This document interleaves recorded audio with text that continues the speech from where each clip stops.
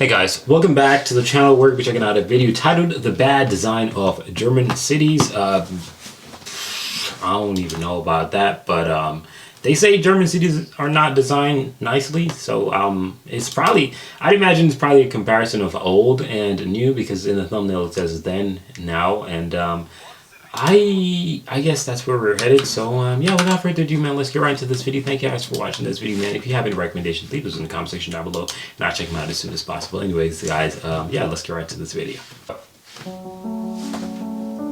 When Americans think of German cities, they might imagine something like this. Picturesque historic quarters, quaint half-timbered houses, cozy I mean, don't act like that ain't Germany, now. Come on, now. cobblestone streets, and towering church spires rising above medieval town squares. And in some places, that postcard vibe still exists. But today, German cities usually look like this. Ugly doesn't even begin to describe it.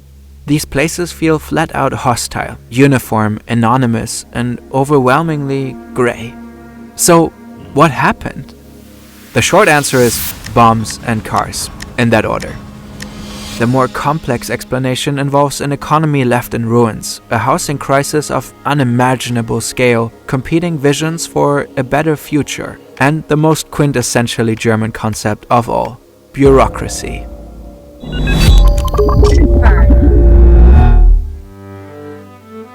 Back in the days of the German Empire, this is what cities looked like. Fancy facades, intricate decorations, and tons of stucco. Up until World War I, architects tried to bring back styles from eras long gone, but still romanticized. Experts explain this as a sort of nostalgic escapism. With the rise of industrialization, noisy factories and smoky mines began to dominate the outskirts of bleak and polluted cities. In response, urban planners designed whimsical, richly ornamented homes as a kind of fantasy retreat from the gritty grind of daily life. Then, in the aftermath of World War I, a radically new idea emerges. In 1919, architect Walter Gropius founds the Bauhaus School in Weimar, an avant-garde university blending crafts and fine arts. A little over 100 years ago, the world's first Bauhaus building is constructed. A prototype for modern living meant to showcase just how innovative and revolutionary Bauhaus ideas could be. The Haus am Horn is something completely new at the time. A minimalist, cube-shaped domestic house with a super functional layout designed for efficiency and convenience. The sample building sparks significant dissent. Some people openly mock it, calling it everything from a Martian house and a polar station to a public restroom. Others celebrate the concept. After all, Bauhaus is about more than just minimalist aesthetics. It's practical. With the deprivations of World War I in mind, Bauhaus embraces new and efficient building methods. The concept goes on to achieve widespread success, gaining international acclaim. Experts say Bauhaus completely shifted the way we think about architecture. It introduced sleek materials like steel and glass, along with smooth and minimalist concrete walls. The Nazis, however, have no love for Bauhaus architecture. Subtle and functional is not exactly Hitler's style. The Führer wants classical pomp and historic grandeur, monumental buildings that scream power and control. So when Hitler takes power in 1933, he dissolves the Bauhaus. Its members scatter across the globe to the US, Switzerland, France, and the UK. Then a few years later, the Nazis invade Poland and France. After World War II, great historic cities like Munich, Hamburg, or Hanover are left in ruins. That leads to an unprecedented housing crisis with millions displaced and homeless. To make matters worse, the population explodes. People are fleeing the devastated territories that Germany lost in the east, heading west. The economy starts kicking off, drawing masses to the cities.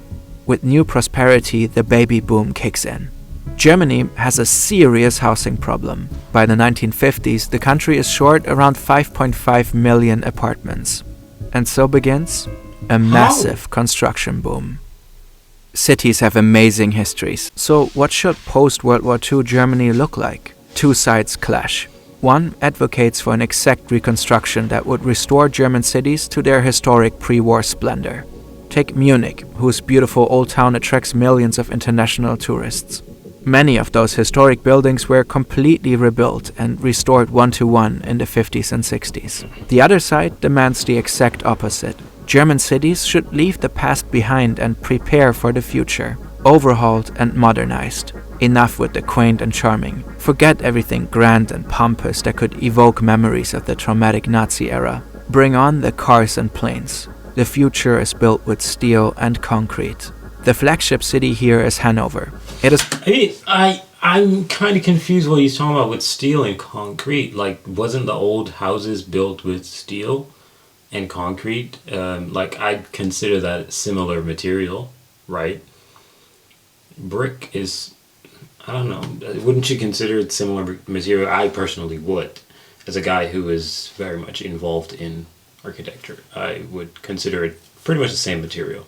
Besides, steel is for reinforcement, so I don't know. I don't think that's the case necessarily. I think the main difference is simply because the style, it's simple and efficient, practical, if that makes sense. Simplicity, right? So it's done quite faster, if that makes any sense. I don't know. I don't know. I really don't know. It's one of the first places to embrace this new path and become a city intentionally designed for cars. The overhaul transforms this new path. The flagship city here is Hanover. It is one of the first places to embrace this new path and become a city intentionally designed for cars. The overhaul transforms the city. Roads become wide, roofs flat, and buildings modern. Historic landmarks are torn down to make way for new residential zones and an extensive highway system. The miracle of Hanover, as German media calls it, becomes a blueprint for many other cities.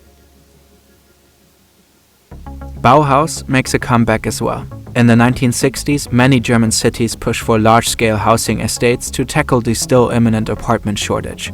One of the most famous ones is built in Berlin in the 1960s and dubbed Gropiusstadt, after Bauhaus founder Walter Gropius.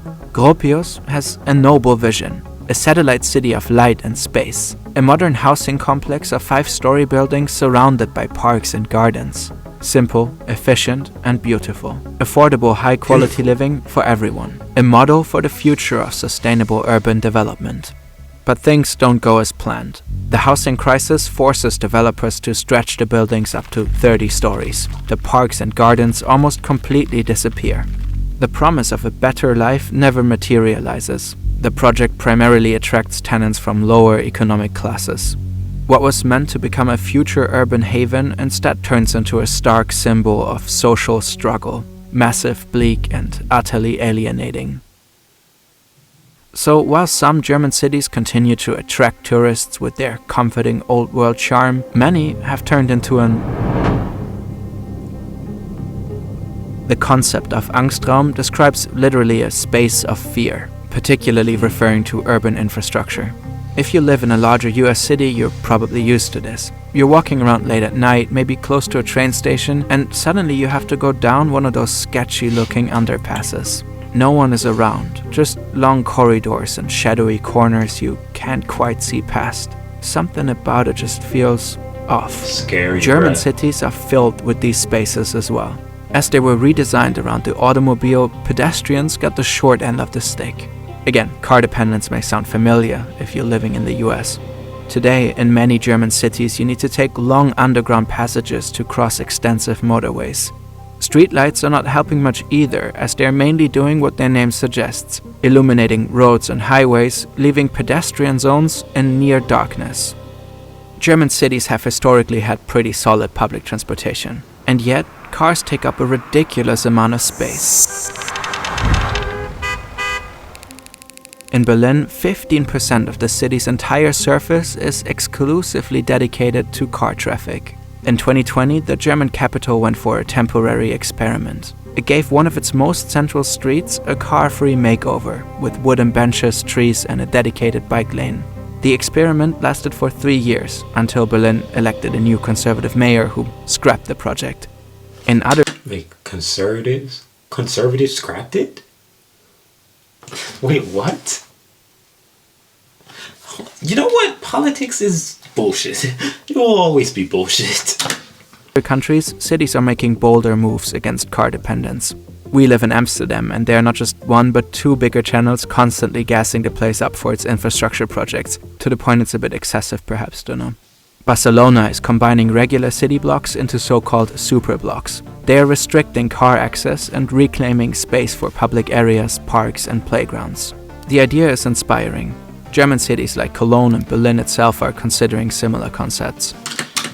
So, can you stop? Cars are supposed to be for longer journeys, in my humble opinion. Like, having cars in the United States versus Europe is not the same thing, in my humble opinion, because when you have cars in the United States, you're likely traveling for a good amount of miles, right? But in freaking Europe, no, walk.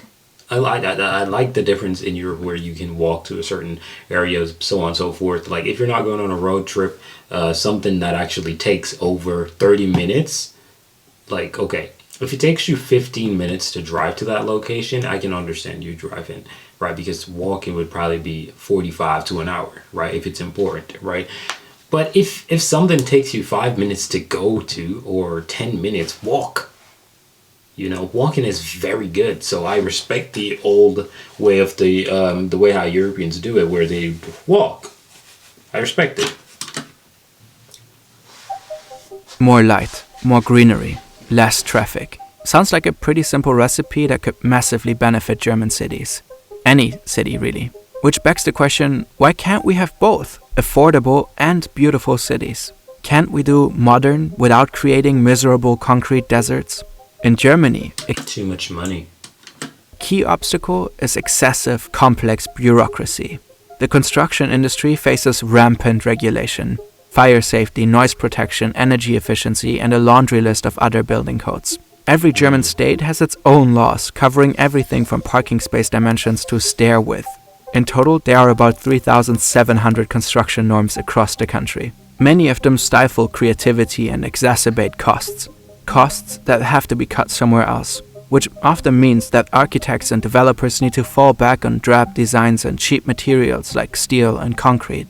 Many How is steel and concrete cheap? architects we spoke to are criticizing this vicious cycle. They say it has led to standardized procedures devoid of any real connection to organic urban design and the actual needs of people. The ever-increasing use of glass is another issue.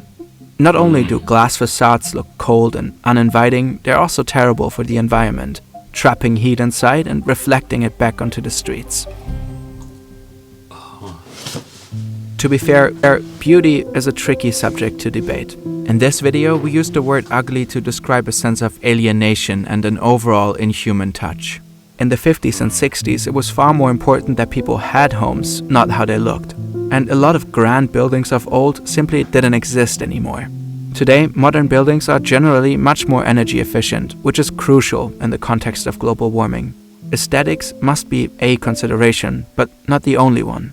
However, taking all that into account, in our view, German urban planning could benefit from a significant shift towards greener, more human-centric spaces.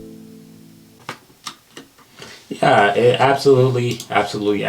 I'm happy that he came to this conclusion in the end of the video, because the truth is, though it's not the most pleasant to the eyes and it's not like, oh my gosh, that is so cool, I still think you can make a lot of beautiful modern buildings. I think so. I've seen plenty of them, but just living in a square or a rectangular box is quite fine if it's efficient and if it's, you know, doing its purpose as a home, in my humble opinion. Though it is not the most attractive, it's still functioning, and that's all that really matters. So thank you guys for watching this video. Let me know your thoughts and feedback in the comment section down below. Please do like as usual, and subscribe as usual. And thank you for watching. I'm out of here.